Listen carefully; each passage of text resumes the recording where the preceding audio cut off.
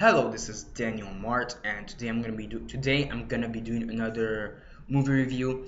This time around, I'm gonna be doing the review for the movie Z for Zachary, and it stars only three people: Margot Robbie, Chris Pine, and Chitwell Ejiofor. So yeah, just these three people, and um, yeah, technically four. There's this small scene with this person called Olivia McLaughlin, and her character is technically uncredited. It's a really small cast. So yeah, before I begin though, 10-second spoiler warning as usual for those who have yet to actually watch the movie and haven't already. Stop the video, go check it out, and come back and watch the rest of this review. 10-second spoiler warning as usual, starting now.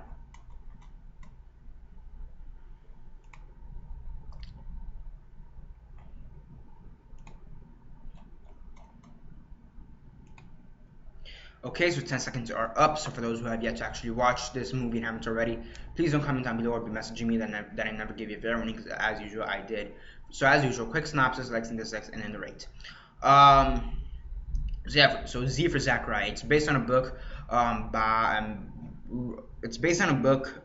written uh, by who's the author, by Robert C. O'Brien. Um, yeah, it's based on a book, and basically, this kind of nuclear holocaust kind of happens, like a nuclear disaster happens, and it starts off with Margot Robbie's character, and the area she's living in is kind of like a safe zone, so to speak. Like it's kind of like this area where it wasn't.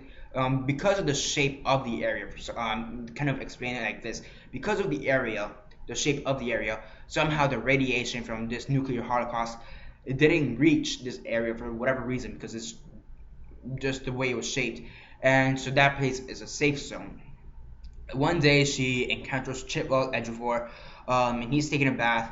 So that's all right, and she tells him that the water is contaminated from the radiation. He gets out, gets sick, whatever, and he moves in with Margot Robbie, sick, obviously, whatever.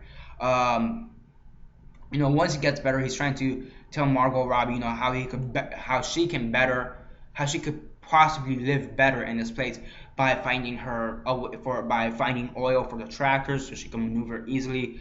Improving her suit, her nuclear suit, I guess you could say, like nuclear protection suit and whatever.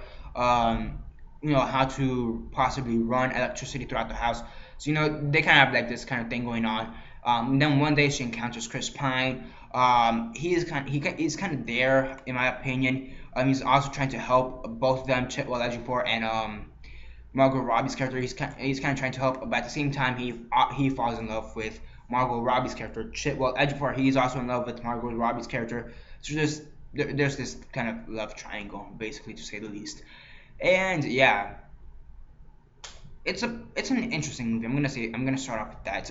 It's an interesting movie. The concept is interesting, and yeah, the concept is interesting. Now the execution. Now it's not a bad movie per se. It's not a good movie either. Okay, it's an okay movie. The acting and the writing. The acting is actually pretty good. The writing, it's okay. The writing could be better. I will say that. The writing could be better. The acting is actually pretty good. The one major issue I have with this problem is that they take this plot, nuclear holocaust. There's this safe zone area where there is no nuclear. Aside from the water that's coming in from the outside, there really is no other nuclear threats to this area. Um, and I felt like they could have done more with that. And then the characters, like the love triangle, it the love triangle is like, for me, the love triangle is kind of just like there. It's not really. At first, I thought it was kind of shoved in. Like it's a little bit shoved in. It's kind of a little bit shoehorned in. And the reason is because that part's not in the book. There's only two survivors in the book, and it would have been Margot Robbie's character and Chitwell Ejiofor's character. And apparently, this is a deviation from the book. The whole love triangle thing is new for the movie. That's a whole deviation. So I mean, I guess it makes sense. So yeah, that kind of explains why it kind of feels a little bit shoehorned into the movie. I mean, overall, good acting, decent writing. The writing could be better, but it's decent. Pretty good acting, pretty decent writing. But it's just, first off, they don't really take any opportunities with the environment, like the radiation. I do think they could have done more with that. The whole issue of the environment and radiation. I do feel like they could have done more with that. At the same time, they could have done a bit more with the love triangle. So there's that issue. And also, this movie is a 95 minutes long, an hour and 35 minutes long. Let's go with an hour and a half without credits. But it feels longer than it should. It's slow paced. It's really slow paced. It feels like 3 hours. Like when the movie finished, I just got up and like left. I was that the movie theater was half packed. It was like maybe half, maybe three quarters filled, and I was the first one out. And I was all the way in the back. So yeah, and I was like in the middle of the back row, like the last row in the middle, and I was like one of the first people to get out. So it is long. You do kind of want to get out of there after a while. However, like for example, if you need a pee or whatever, you don't really want to be, because you don't. There's always seems to be like this revelation of something going on. So it is interesting. So it keeps you intrigued. Has pretty good writing, has decent writing, pretty good acting. However, they don't really take chances with anything such as the love triangle and the environment or the situation they're in, the predicament they're in, and it feels really long. But it does have your attention to some degree.